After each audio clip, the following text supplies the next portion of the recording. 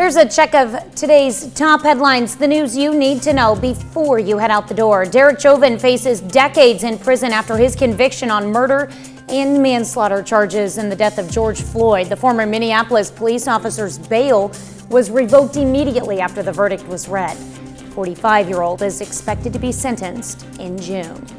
The White House is preparing a plan to cut the country's greenhouse gas emissions in half by 2030. It's based on a starting point that was set back in 2005. An official announcement could come as soon as today.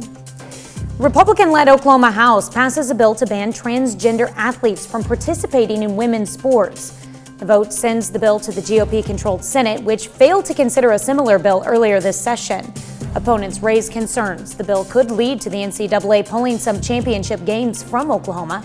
The Women's College Softball World Series is held in Oklahoma City, generating more than $20 million annually.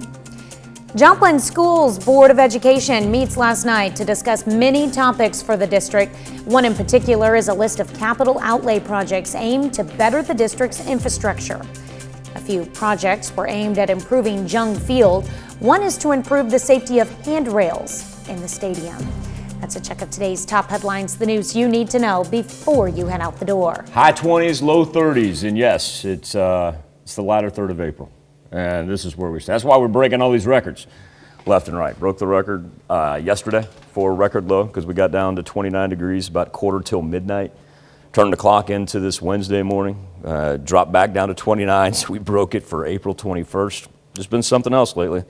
At least the snow is pretty much gone. Day planner for this afternoon, be around 50 at the noon hour, top out around 55, so it's going to be a welcome change. Going to stay dry for today. Next development's going to be Thursday, and it'll take place out to our west. We'll eyeball this, not looking at anything severe.